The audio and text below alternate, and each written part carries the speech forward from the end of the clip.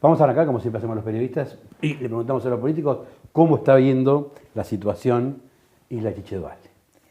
Yo creo que la estoy viendo, no creo, estoy segura, la estoy viendo como la ve la mayoría de la sociedad, muy preocupada por temas concretos que tienen que ver con la inflación, con el trabajo, con la inseguridad.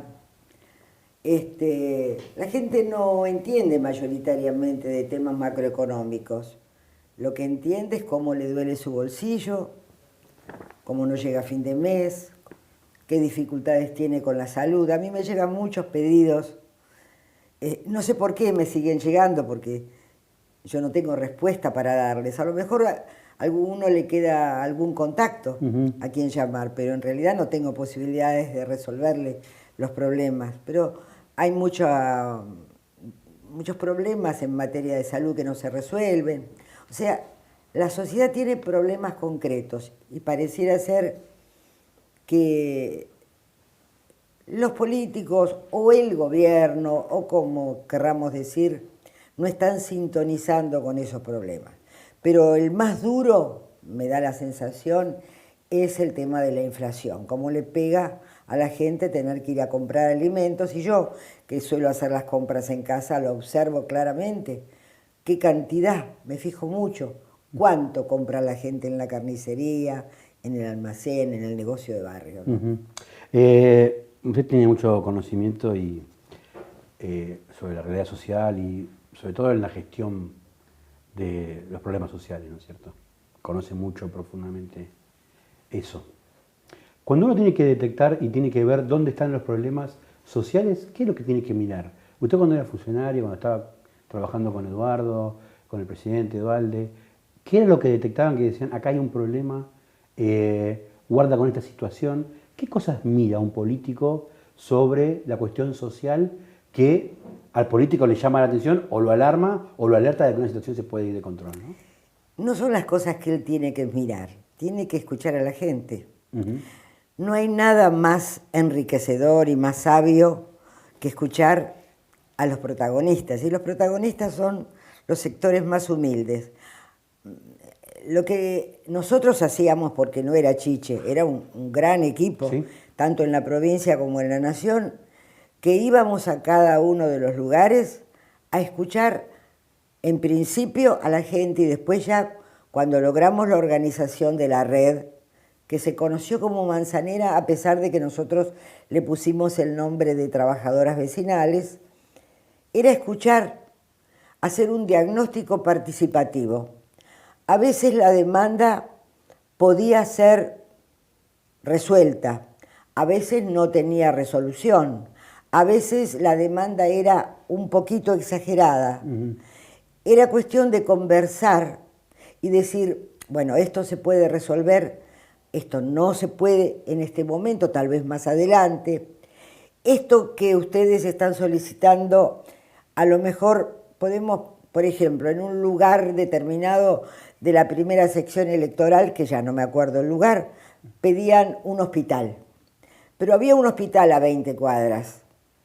Entonces, de ese diagnóstico participativo, de esas charlas, iba surgiendo otra posibilidad. Y la otra posibilidad era la unidad sanitaria, que era menos costosa, la ambulancia.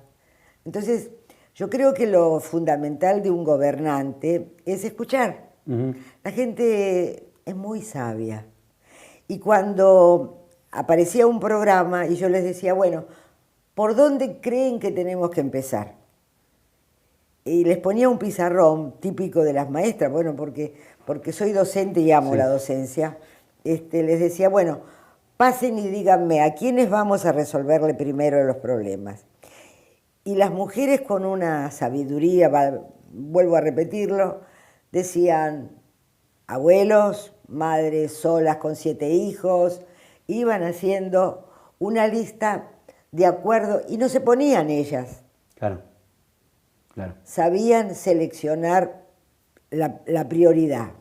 O sea que me parece que los gobernantes lo que tienen que saber es que cuando van a un lugar tienen que saber escuchar.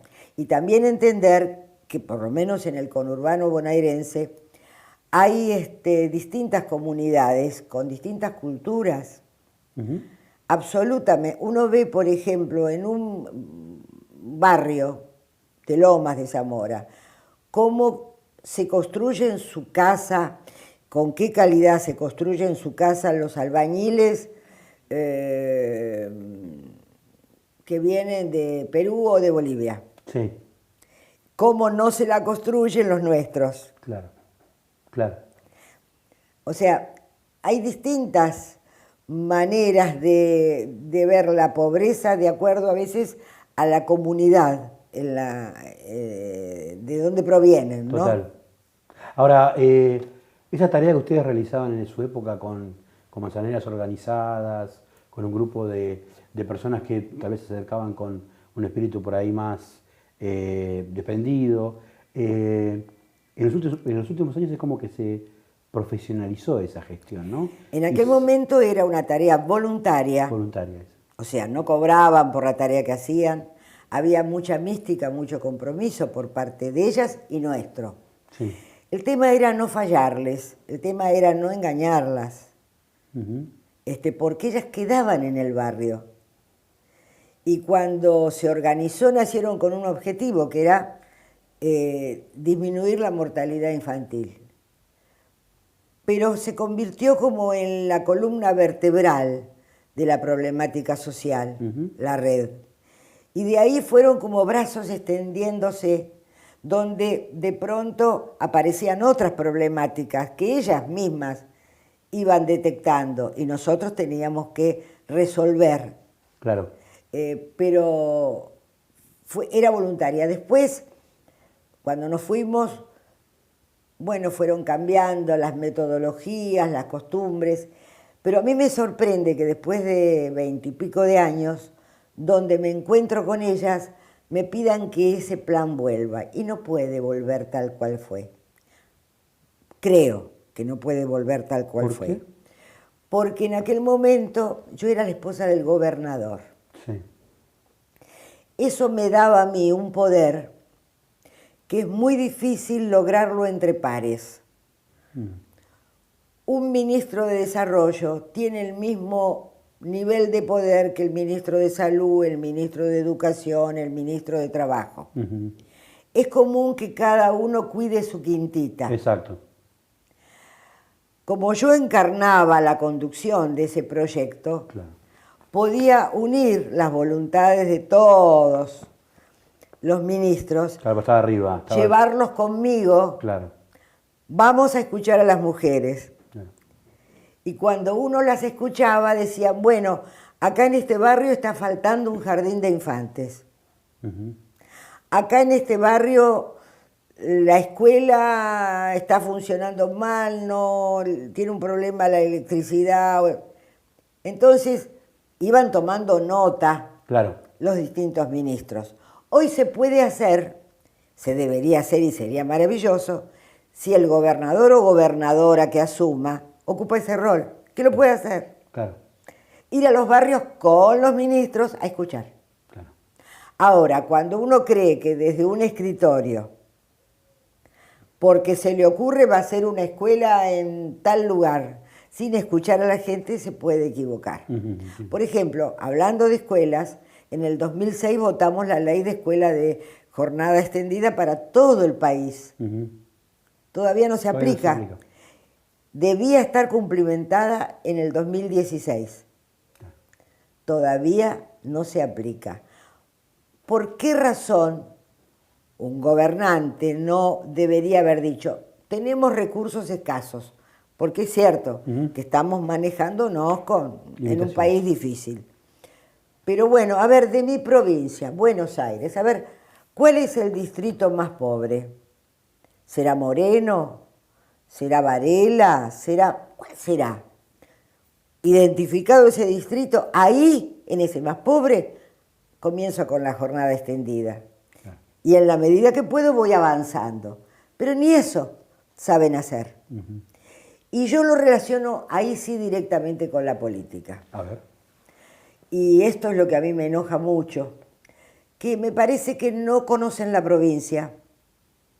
porque no conocen la provincia, no quieren la provincia, porque verdaderamente esta provincia tan compleja, tan grande, con un conurbano que en un 3-4% de su territorio tiene tantísimos millones de habitantes y después un interior tan extenso, Sí. tan deshabitado, hay que conocerla, hay que saber de qué estamos hablando.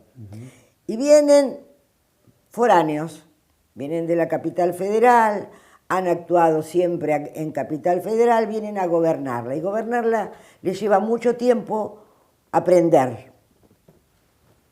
Tanto lo ha hecho Cambiemos como lo ha hecho el peronismo. El peronismo, o me gustaría separar porque creo que son dos cosas distintas, el kirchnerismo, cristinismo, cámpora o como querramos llamarlo. Sí. Son dos cosas distintas.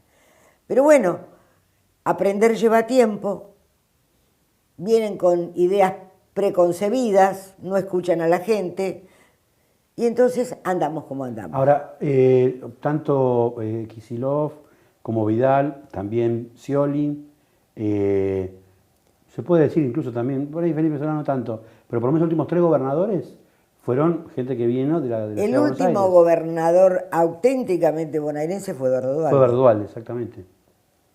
¿Y por qué pasa eso? ¿Por qué le meten un porteño a gobernar creo la ciudad, que son errores que hay que corregirlos. Hay que corregirlos. No solamente tiene que haber nacido, tiene que vivir.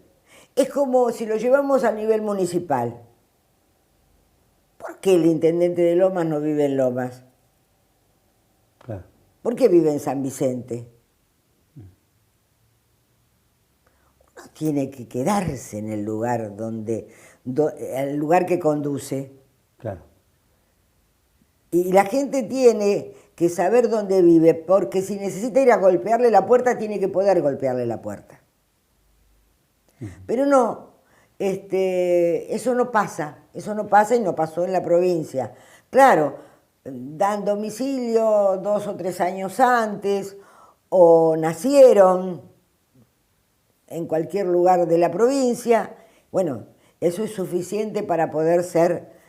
Pero el tema es que después los bonaerenses en su caso, y después los lomenses, los siguen eligiendo, digamos, no es que están implantados ahí y... ¿Pero por qué? Porque los gobiernos no son lo suficientemente... O dicho al revés, me corrijo, a nivel municipal sobre todo y en general, pero a nivel municipal, que es lo que ahora yo voy a empezar a capacitar a las manzaneras a partir del sábado, los gobiernos son oscuros. La gente no sabe dónde vive el intendente, cuánto gana el intendente, cuánto gana un concejal, dónde vive un concejal, qué ordenanzas surgieron en este mes o en estos meses, si le afectan o no le afectan su vida al vecino, qué obras se están haciendo, cuánto cuestan esas obras. La gente no sabe nada. Claro.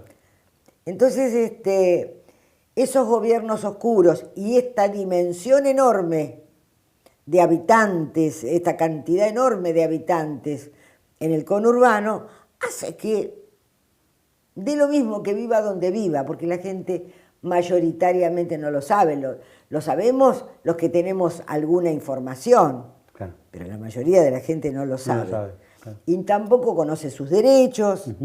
Claro. Asumió ahora mejor dicho, va a jurar hoy Victoria Tolosa Paz en el Ministerio de Desarrollo Social, Kelly Olmos en el Ministerio de Trabajo y después una mujer que viene de San Luis en el Ministerio de la Mujer. ¿Conoce a Tolosa Paz? ¿Trabajó con sí, a las 3 las conozco. A Tolosa van mucho más. Mucho más. ¿Cuál es la urgencia que tiene que atender Tolosa Paz? Primero que me defina a Tolosa Paz, lo que recuerda de ella como funcionaria, y después cuál es la urgencia. Porque la primera foto que se conoce es una foto de ella con Pérsico, con Emilio Pérsico, con el piquetero que es funcionario también. ¿Cuál es la urgencia? Yo le mandé un mensaje cuando me enteré. Le dije que le deseaba suerte y que ella podía hacer lo que hay que hacer. Ujú, Me contestó agradeciéndome. ujú. Poder hacer lo que hay que hacer es valga la redundancia, es posible poder, Ujú. pero para eso necesita el acompañamiento del presidente de la Nación, Ajá. cosa muy difícil, ¿Por qué?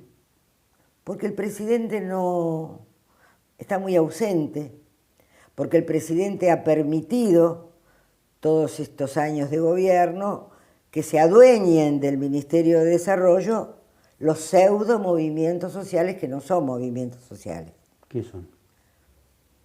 Son políticos que con el formato del movimiento social, el movimiento social por su característica es que no tiene cabezas conductoras.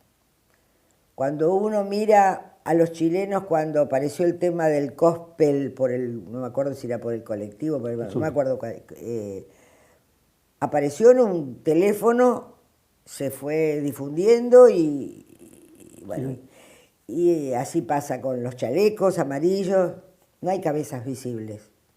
Acá no solamente hay cabezas visibles, sino que encima son funcionarios del Estado. Ujú. Entonces están afuera y están adentro. Esos no son movimientos sociales.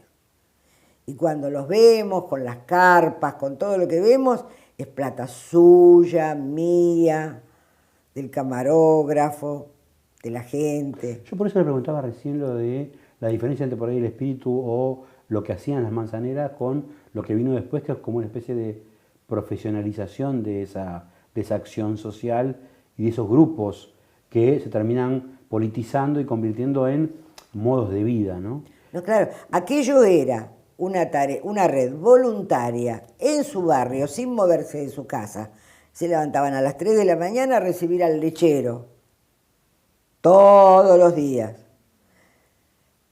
¿Y qué favorecían la comensalidad familiar? Porque las madres iban a la casa a buscar los huevos, la leche, los cereales, todo lo que tenía que ver con proteínas, porque el objetivo era que los chicos consumieran proteínas. Ahora no, salieron como hongos los comedores comunitarios, cuando lo que hay que favorecer es la comensalidad familiar. Por eso digo, yo conozco a Victoria Tolosa Paz desde que era una jovencita con 3 niños, recién separada, que vino a trabajar conmigo a la provincia. Aprendió, sabe cómo se trabaja. Ahora, ¿puede? Yo le digo a ella, vos podés porque sé la garra que tiene. Pero depende del presidente. Pero depende de que le den el acompañamiento necesario y reconozcan su autoridad, porque si no, es imposible. Claro. Ahora, estos grupos que usted decía que están de los dos lados, básicamente los dos lados del mostrador, ¿no? Que están pidiendo o reclamando en la calle, cortando la calle a veces, y están del otro lado del mostrador ocupando un cargo público. ¿Esto es sostenible en el tiempo? ¿Está bien? ¿Qué hay que hacer con esta situación? Está muy mal y es muy difícil desarmarlo, pero no imposible. A ver. Hay que, creo yo, ¿no? Hay que hacerlo como una filigrana.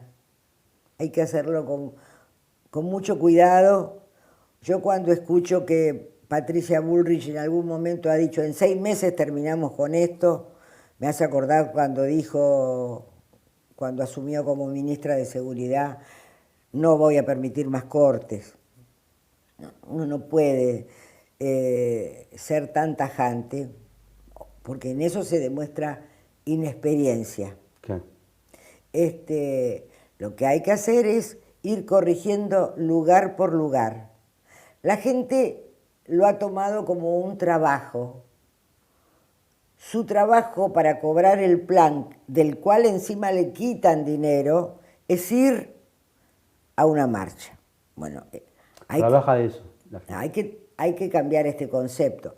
Para eso hacen falta equipos con mucho compromiso, hay que instalarse si hablo de la provincia de Buenos Aires, hay que instalarse distrito por distrito, con el intendente a la cabeza, con las autoridades provinciales a la cabeza, ir viendo con un censo de por medio quiénes son, de todos esos que reciben ayuda, quiénes son los que la necesitan.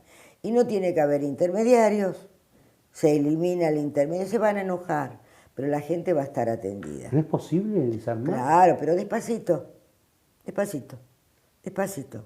Si hay que estar 2 meses en Moreno, se estará 2 meses en Moreno. Pero la gente no le tiene que faltar lo que necesita. ¿Va a llevar tiempo? Va a llevar tiempo. 12 años hace que estamos, o más, ¿no? Más, ¿cuánto hace? Que está el kirchnerismo en la... 20. El año que viene se cumple 20. 20. 25 de mayo. Pero los primeros años de Kirchner no fue tan errático.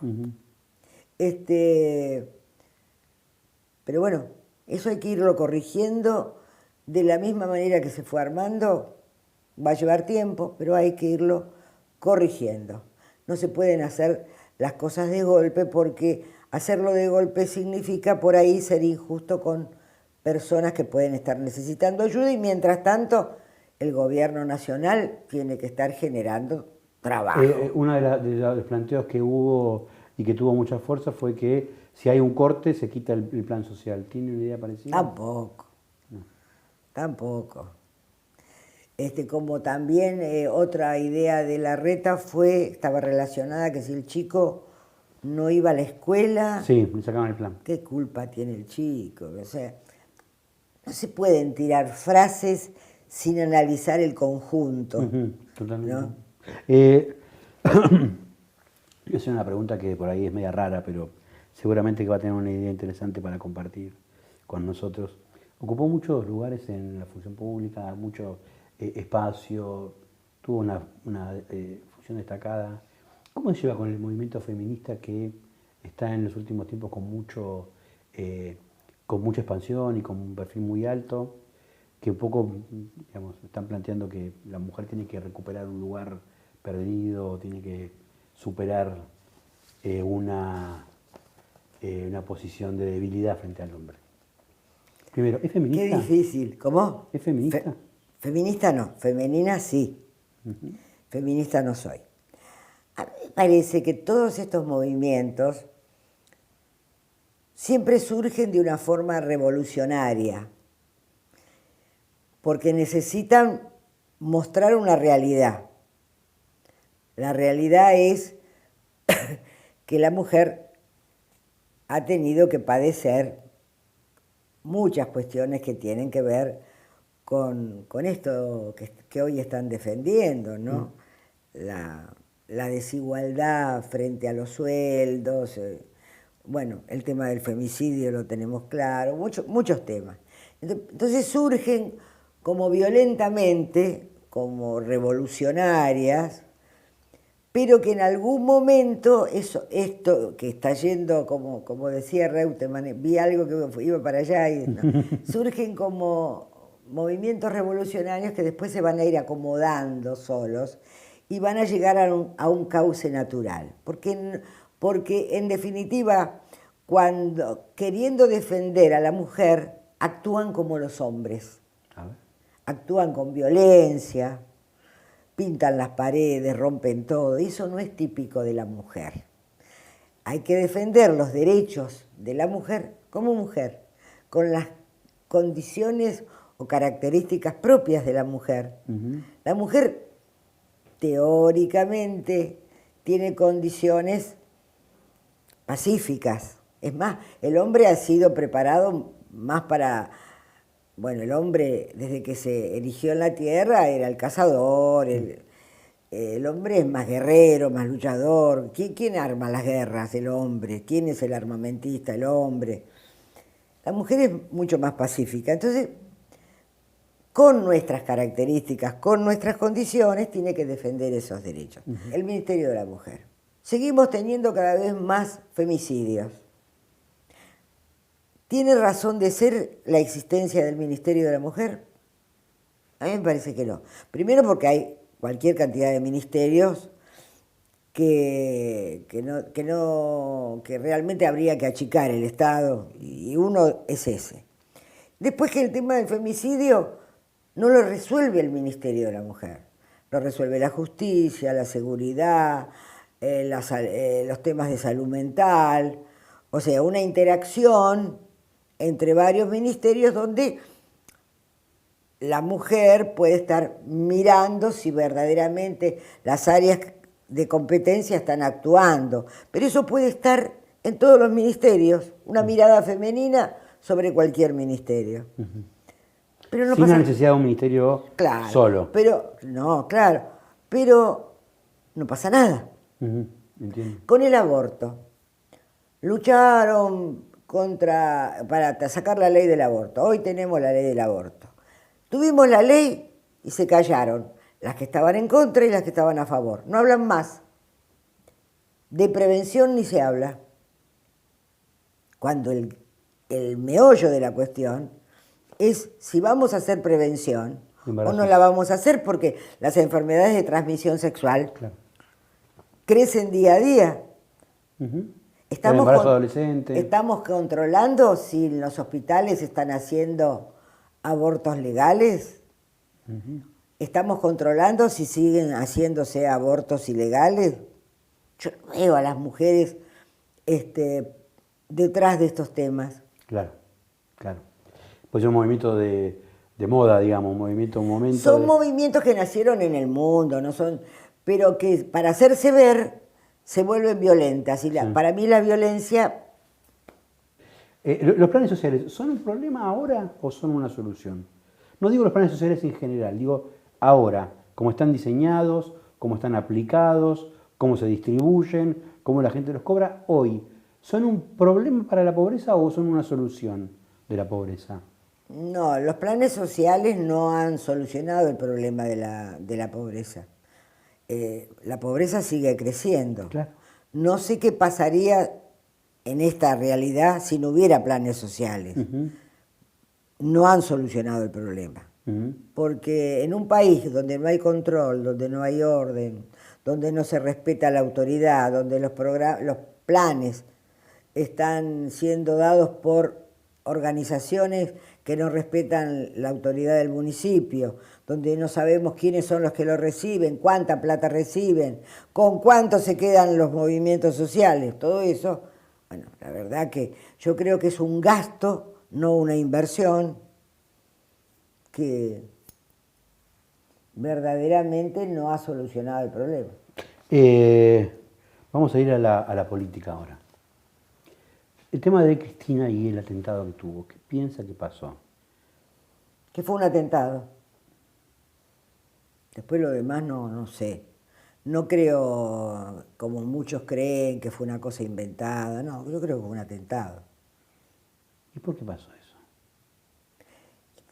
Porque estamos viviendo cada día más enojo, violencia, de todos lados. De todos lados. A mí, por ejemplo, en tema de violencia y todo eso, me preocupa lo que pasa en Rosario. Que me preocupa que no sea un tema que esté todos los días, todo el día en los medios de comunicación, porque es gravísimo. Tendría que estar todo el día hablándose de eso. No pasa solamente en Rosario, ¿no? Sí, pero lo de Rosario es terrible. Y yo creo que la gente está muy enojada, son caldo de cultivo para que siempre aparezca grupos, gente, algún loquito suelto, como quieran llamarlo, que haga este tipo de cosas. No creo que haya sido una cosa falsa. Cristina Cristina Kirchner cuando reapareció, después de ese evento tan terrible, dijo que se había roto el pacto democrático, que ese hecho mostraba que el pacto democrático del 83 se había resquebrajado, se había roto. ¿Piensa algo parecido? El pacto democrático se había roto mucho antes. Cristina es una persona con muy poco respeto por las instituciones. A ver. Que no se ponga en víctima. No se ponga en víctima. ella no tendría que haber alentado esas... Cuando una persona, porque alguien la está juzgando, como un fiscal, permite esas manifestaciones en su casa, por lo menos yo, ¿qué hubiera hecho? Me hubiera ido de ese lugar, porque lugares donde ir debe tener. Me hubiera ido de ese lugar a un lugar tranquilo, hubiera dejado a los vecinos tranquilos y hubiera dejado actuar a la justicia. Y si no tengo culpa de nada, ¿qué problema hay? Ahora, si yo quiero sacar rédito político de todas las cosas, expongo a los vecinos a problemas, a tener que soportar todo eso. A alguno que se quiera hacer el loco, como lo que vimos, que todavía no sabemos, no tenemos claro cómo fue. O que haya otros problemas en el vecindario. Entonces, en realidad, no se puede de todos los temas pretender sacarle jugo político. Son temas muy serios. Yo me hubiera ido. Claro. Y vincula una cosa con la otra, digamos. Lo que pasó con Cristina, dice atentado, lo vincula con todo esto que pasó alrededor, ¿no? Al tema de la causa, las manifestaciones y demás. Lógico. Empieza el juicio. Empieza el fiscal a hablar y a partir de ese día tuvimos que comernos en todos los medios a Cristina Kirchner todo el tiempo, porque también los medios se ocuparon de ponerla en el tapete todo el día. Como que no tenemos problemas, el tema era Juncal y Uruguay. Juncal y Uruguay, Juncal y Uruguay. Hasta acá.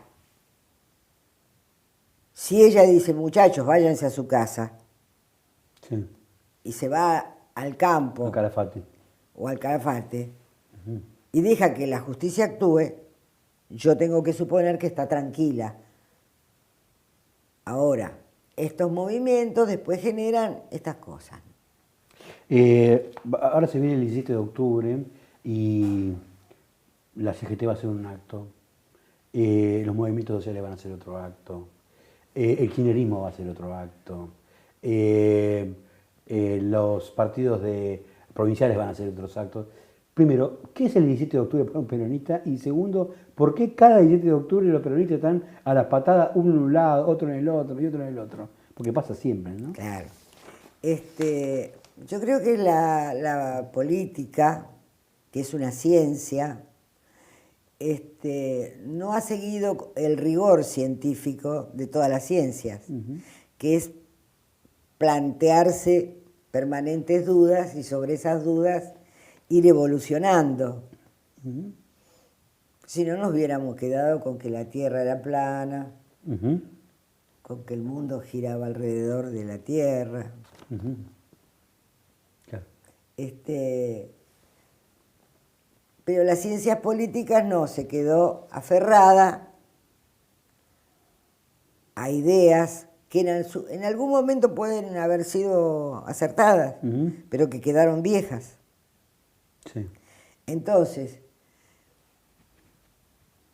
hoy el peronismo se quedó con la marcha que dice combatiendo al capital y la cantamos como si fuera en este tiempo. Seguimos usando la foto de Perón y Evita en cualquier acto, tocando el bombo. Todos símbolos, símbolos, símbolos de un tiempo pasado. No hemos evolucionado. Y como todo partido aluvional, en ese partido aluvional se meten todos, los buenos y los malos. Y entonces, hoy muchos se dicen peronistas, pero la verdad que del magisterio conceptual del general Perón aprendieron muy poco. Del Perón que yo rescato, que era el Perón de la producción y del trabajo y del ascenso social, de ese Perón nadie habla. Se quedaron con lo simbólico. El radicalismo no anda con la foto de Irigoyen por todos lados. Y la lealtad. La verdad que yo no veo lealtad en ningún lado. Entonces, hasta que nosotros no dejemos... Muchas veces dicen que los peronistas tienen un día para festejar la lealtad. Y 364 para traicionar. Claro.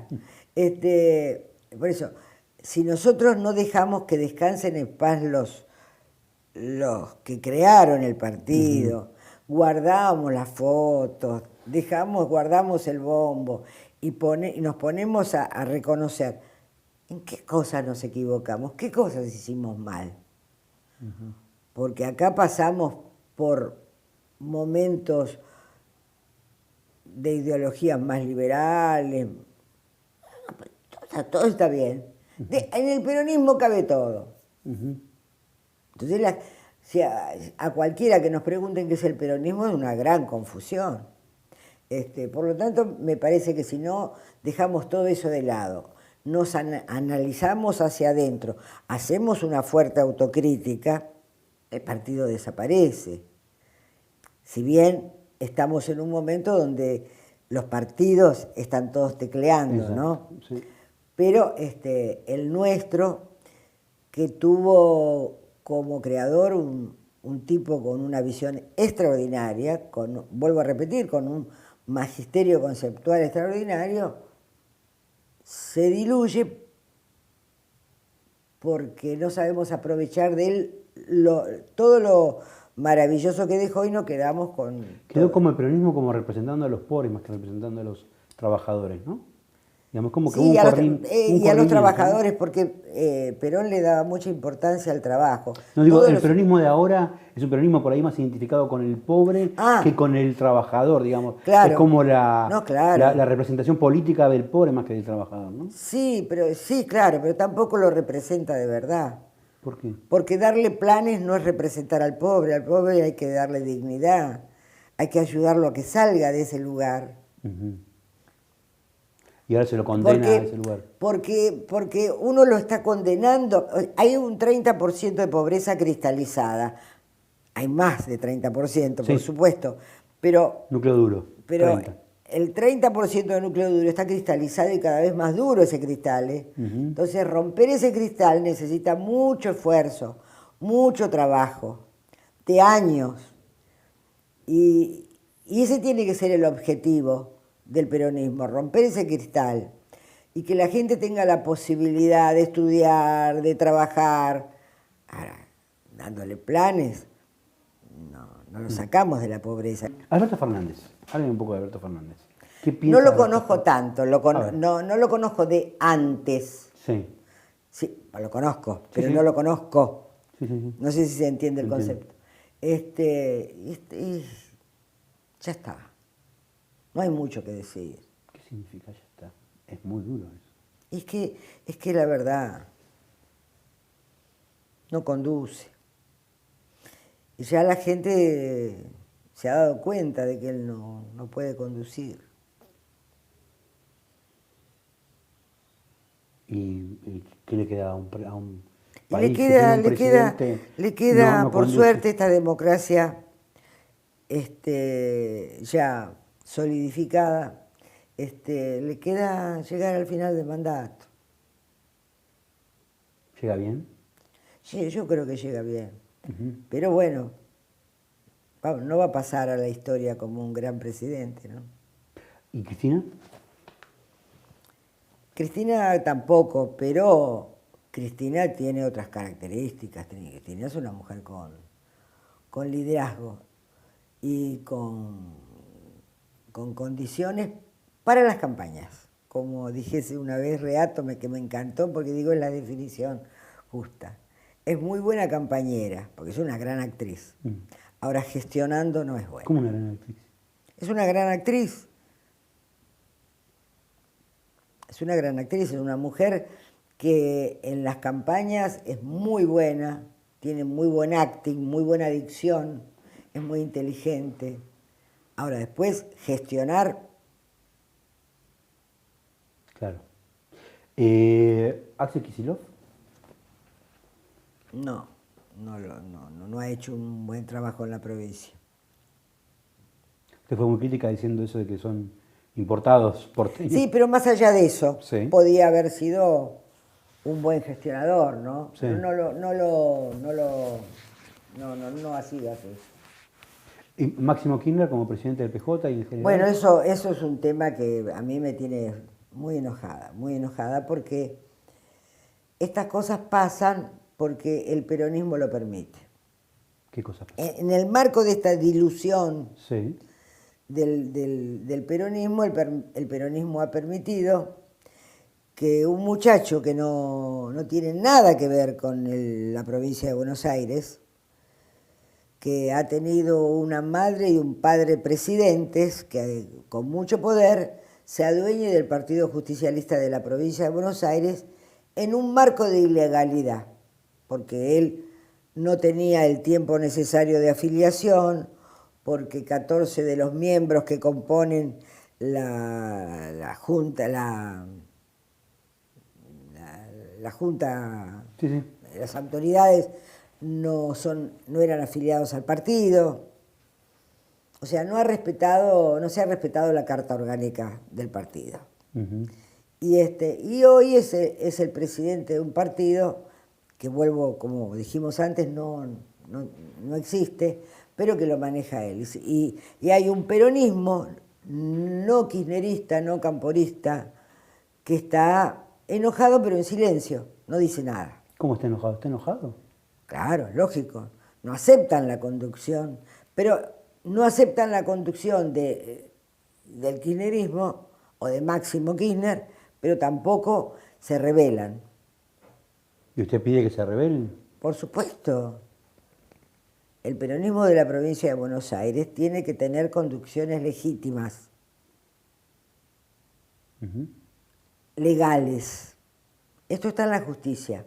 Y en la justicia, en la Suprema Corte está en este momento, tiene que expedirse. Uh-huh. Y ahora, en la acción política concreta y en la gestión del peronismo y de la provincia de Buenos Aires, ¿qué calificación tiene y qué críticas ¿De le quiénes? hace? De Máximo Kirchner. No, ellos son muy sectarios, ellos trabajan con su grupo, con la cámpora, pero lo partidario, tratar de... No lo saben hacer, no lo quieren hacer, no les interesa. Ellos son la cámpora. ¿Y qué es la cámpora? ¿Qué sé yo lo que es la cámpora? Usaron un nombre como... Ellos son muy vivos, tanto Cristina, Néstor, lo era, para aferrarse a lo simbólico. Yo nunca me voy a olvidar de la bajada del cuadro, Uh-huh. que lo adueñó a él Sí. de lo que representaba la lucha contra La dictadura. la dictadura, que en realidad no habían hecho nada. Pero esa bajada le sirvió a él para adquirir una notoriedad impresionante. Había llegado con un porcentaje bajísimo, al poco tiempo tenía una adhesión de la gente muy alta. Uh-huh. O sea, son muy vivos para lo simbólico. Esas dos preguntas finales, que son por ahí un poco más de fondo. Primero, vamos a cumplir 40 años de democracia el año que viene, ¿no? 20 van a ser con el... Con él y en él. Claro, digamos, va a ser... Los últimos 20 años van a estar dominados por la figura del kirchnerismo, de Néstor, Cristina y demás. Y 20 años que estuvo entre Carlos Menem, Alfonsín y demás. ¿Qué balance de esos 40 años tiene usted para... ¿La democracia logró sus objetivos? ¿Está logrando sus objetivos? La democracia logró el objetivo de perdurar. Ahora, si miramos la calidad de la democracia, no es una democracia como nos gustaría a la mayoría de los argentinos, ¿no? ¿Tenemos la posibilidad de que sea una democracia más sólida? Sí. Para eso hace falta dirigentes más sólidos que no los tenemos. Claro. Porque los dirigentes son el reflejo de la sociedad. Uh-huh. Y la sociedad tiene, por todas estas causas, ¿qué es primero, el huevo o la gallina? ¿No? Claro. La sociedad es el reflejo de los dirigentes generan este tipo de sociedad, nunca sabemos bien qué es primero, pero lo cierto es que estamos en dificultades dirigenciales, no solamente políticas, de todo orden. Y entonces la democracia es una democracia, suele decir mi marido, una democracia fallida, dice él. Claro. Pero verdaderamente, por suerte, conservamos la democracia. Claro, claro. ¿Se equivocó la última? ¿Se equivocó Eduardo al final en haber elegido a Néstor después de todo el resultado? No, porque esas cosas no se pueden mirar fuera del contexto. Cuando Eduardo, después de que todos le habían dicho que no, el único que quería, muestra voluntad de ser es, dentro del justicialismo, es Néstor. Y había un desconocimiento generalizado de su manera de conducir Santa Cruz. Yo no escuchaba ni en los medios ni en ningún lado hablar de Santa Cruz. Por ejemplo, de Formosa se habla mucho, o de alguna otra provincia, pero de Santa Cruz no se hablaba. Claro. Los medios no hablaban. Cristina era una senadora reconocida, que la llevaban a los medios. Parecía estar bien. Después de a poquito fueron empezando a aparecer cosas que hasta ese momento no se sabían. O sea que... Y después la gente lo siguió votando. O sea que me parece injusto culparlo, porque yo en el 2005 me presenté a elecciones y yo decía, van por las instituciones. Bueno, fue muy poca la gente que me acompañó, entré como senadora, pero la verdad es que la gente mayoritariamente los votaba y los votaba y los votaba. Entonces, también la sociedad debe hacerse cargo. ¿Qué va a hacer Chiche Duhalde? ¿Qué va a Chiche hacer? Duhalde va a trabajar muchísimo. Ahora el martes me voy a Tandil, Sí. voy a estar con la gente de la región. A mí me gusta mucho definirme como una militante social. Bien. Me encanta reunirme con las mujeres de base, me encanta reunirme con los lugares que antes trabajaba, como por ejemplo todo lo que tiene que ver con la discapacidad, con la ancianidad, instituciones, ver cómo están, qué problemas tienen, charlar con ellos, que me cuenten, y llevarme un panorama de la realidad. Y a mí me nutren esas cosas. Y después, políticamente, no sé, ¿Candidata? si puedo serlo, sí. Yo quiero serlo por mi partido, que tiene que resolver algunas cuestiones jurídicas importantes, ¿no? Por el peronismo, dice Claro. usted. Por el peronismo de la provincia de Buenos Aires. Sí, claro. Pero, ¿Que como senadora, diputada? vamos a ver. Pero todo eso no tiene sentido si yo no hago lo que a mí me gusta hacer, ¿no? Recorrer, hablar con la gente, nutrirme, aprender, ver qué les pasa. El otro día en Mar del Plata, que hicimos lo mismo, fue hermoso realmente. Hermoso porque se hizo como un cabildo abierto y ellas hablaban, opinaban, preguntaban, y de ahí surgieron 2 cursos. Uno que empiezo el sábado con ellas y otro que lo va a tener que dar la facultad si consigo la universidad adecuada que me lo permita. Uno que es municipalismo, porque las que quieran participar en política tienen que saber todo sobre el municipio, como para ir conociendo. Y otro es... ¿Que como el resurgir de la manzanera de antes? No. No, sino saber que es un municipio, cómo se elige un concejal. No, digo, este grupo de mujeres. Ellas me querían ver, Sí. y se juntaron 310, eran 310 manzaneras. Y entonces lo que piden es capacitación, porque ellas están cansadas de que las ninguneen, dicen. Claro. Porque son las que conocen el territorio, saben lo que hay que hacer, pero no tienen título. Claro. Entonces quiero ver si puedo conseguir que alguna universidad a distancia, porque ellas no tienen recursos, Claro, claro, claro, claro. a distancia puede crear una tecnicatura para que ellas puedan tener un título que Claro. avale el conocimiento territorial que ya tienen. Claro, claro, claro, claro.